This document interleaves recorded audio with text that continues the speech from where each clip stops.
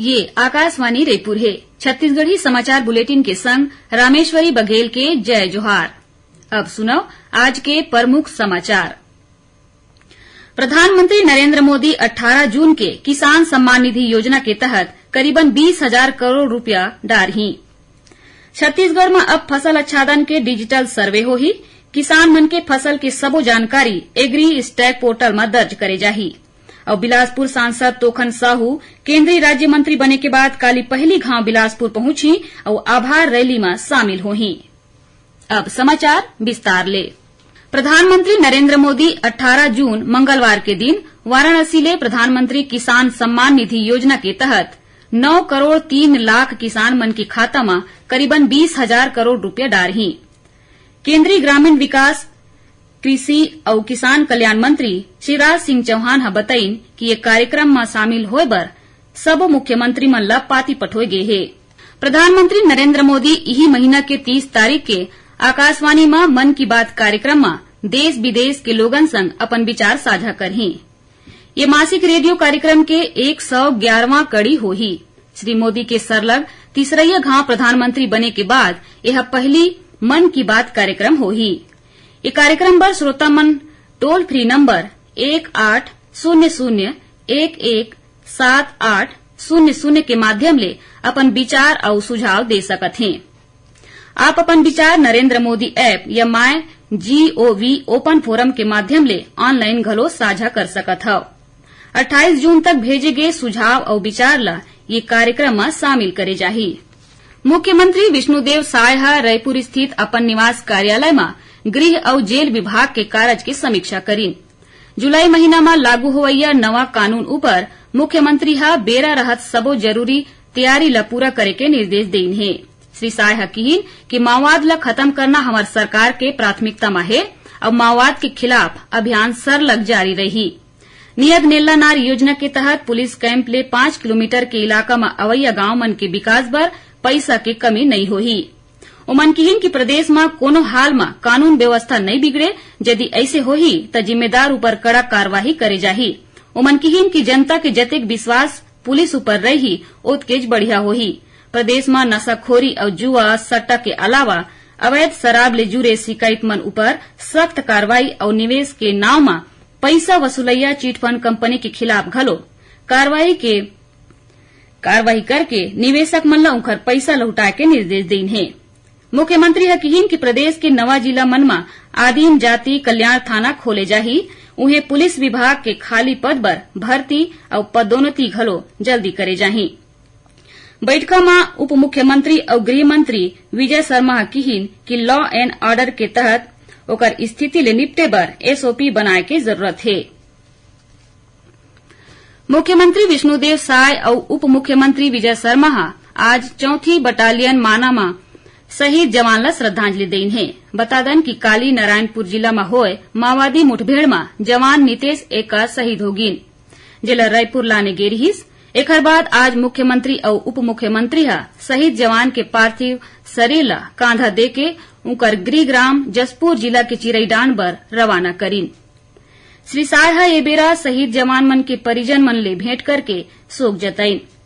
ये मौका में मुख्यमंत्री कहिन कि जवान के शहादत बेकार नहीं जाही। हमन वो इलाका में शांति बनाए रखे बर संकल्पित हन। उमन कहिन कि राज्य में बीजेपी के सरकार बनतेज हमन माओवादी मन के खिलाफ लड़ाई तेज कर दे हवन और हमन निर्णायक लड़ाई लड़त हन। मुख्यमंत्री विष्णुदेव साय और उप मुख्यमंत्री विजय शर्मा आज रायपुर के एक निजी अस्पताल पहुंच के काली नारायणपुर माओवादी मुठभेड़ में घायल जवान ले भेंट करीन है।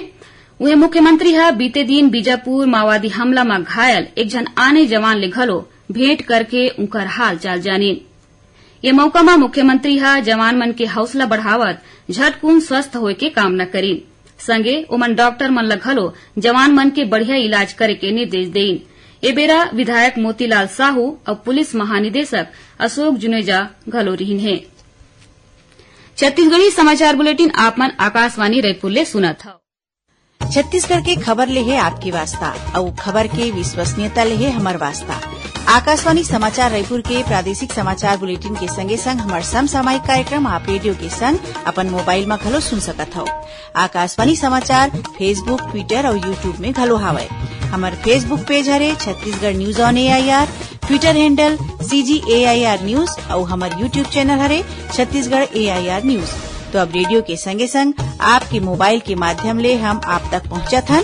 छत्तीसगढ़ के हर खबर पर सुनत रहो आकाशवाणी समाचार। अब आगू बाढ़थन बाँचे समाचार कोती। छत्तीसगढ़ में अब फसल आच्छादन के डिजिटल सर्वे होही। एकर आधार में किसान मन के फसल के सबो जानकारी एग्री स्टैट पोर्टल में दर्ज करे जाही। दिल्ली ले आए कृषि अधिकारी मन आज नवा रायपुर में राजस्व विभाग के मास्टर ट्रेनर मन ला डिजिटल क्रॉप सर्वे के प्रशिक्षण देवत बताइन कि जियो रिफरेंसिंग तकनीक ले एसो डिजिटल क्रॉप सर्वे करे जाना है, जेकर जानकारी एग्री स्टैट पोर्टल में ऑनलाइन उपलब्ध रही। ओमन बताइन कि ये पोर्टल में किसान मन के पंजीयन होए के बाद ओमन ला फार्मर आईडी दे जाही।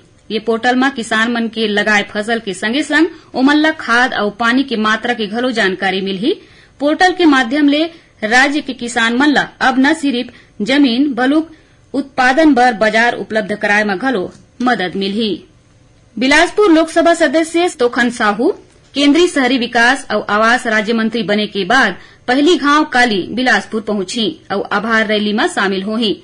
आभार रैली के बेरा रेलवे स्टेशन ले नेहरू चौक समेत कतकोन जगह केंद्रीय राज्य मंत्री के स्वागत करे जाही।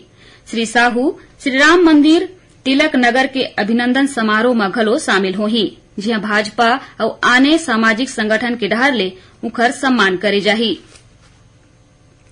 आज प्रदेश भाजपा कार्यालय कुशाभाऊ ठाकरे परिसर में भारतीय जनता पार्टी के विधायक दल के बैठक राखेगीस, जेमा केंद्रीय शहरी और आवास राज्य मंत्री तोखन साहू, मुख्यमंत्री विष्णुदेव साय, प्रदेश चुनाई प्रभारी नितिन नवीन, प्रदेश अध्यक्ष किरण सिंहदेव समेत कैबिनेट मंत्री और सबो विधायक शामिल हुई। वहीं आज कुशाभाऊ ठाकरे परिसर में ही विधायक दल के बैठक के बाद भाजपा संसदीय दल की घलो बैठक हुईस। काली ईद उल अजहा के पर्व छत्तीसगढ़ समेत देश भर में उत्साह के संग मनाए जाही। त्याग और बलिदान के तिहार में मुस्लिम समाज ईदगाह और मस्जिद में नमाज अदा करही। एकर बर प्रदेश के कतकोन ईदगाह और मस्जिद मन में विशेष व्यवस्था करे गे हे। ये मौका में राज्यपाल विश्वभूषण हरिचंदन प्रदेशवासी मन ला बधाई और शुभकामना दीन हे। पांचों दिन बलौदाबाजार के कलेक्ट्रेट और पुलिस अधीक्षक कार्यालय में तोड़फोड़ और आगजनी की घटना के बाद पुलिस के डहर ले शांति और सुरक्षा बर कड़ा व्यवस्था करे गे हे। एकर तहत पुलिस के पेट्रोलिंग पार्टी 24 घंटा इलाका में गश्त करत हे। संगे बलौदाबाजार के प्रवेश मार्ग में नाकाबंदी करके अवैया जवैया गाड़ी मन के जांच घलो करे जावत हे। उन्हें कोनो घलो प्रकार के जानकारी और सुझाव दे बर Balodabazar Bhatapara police control room के नंबर 9479190629 जारी करे हे। पुलिस लोगन ले येहू अपील करे है कि सोशल मीडिया के भड़काऊ पोस्ट या फिर काकरो बहकावा में झन आए, शांति बनाए रखें। दुर्ग जिला के नेवई थाना क्षेत्र में नौकरी देवाए के नाव में 20 लाख रुपया के ठगी के मामला आगुआ है। पुलिस के अनुसार एक मनखे अपन आप ला छत्तीसगढ़ सशस्त्र बल के अधिकारी बता के पड़ोसी ला खाद्य विभाग में नौकरी देवाए के नाव में 20 लाख रुपया ठग दीस। पुलिस बताइस कि आरोपी उखर संगवारी पीड़ित ला खाद्य विभाग में भर्ती और प्रशिक्षण बर फर्जी पत्र बना के व्हाट्सएप करे रही से। एकर बाद पीड़ित भर्ती के बारे में पतासाजी करिस तो वह फर्जी निकल गे, जेकर बाद पुलिस में रिपोर्ट दर्ज कराइस। फिलहाल मामला दर्ज करके पुलिस आरोपी मन के तलाश करत है। आखिर में प्रमुख समाचार एक घाव फेर। प्रधानमंत्री नरेंद्र मोदी 18 जून के किसान सम्मान निधि योजना के तहत करीबन 20,000 करोड़ रुपया डारही। छत्तीसगढ़ में अब फसल आच्छादन के डिजिटल सर्वे होही। किसान मन के फसल के सबो जानकारी एग्री स्टैट पोर्टल में दर्ज करे जाही। और बिलासपुर सांसद तोखन साहू केंद्रीय राज्य मंत्री बने के बाद काली पहली घाव बिलासपुर पहुंची और आभार रैली में शामिल होही। एकरे संग छत्तीसगढ़ी समाचार बुलेटिन इहे सिरावत है। जय जोहार।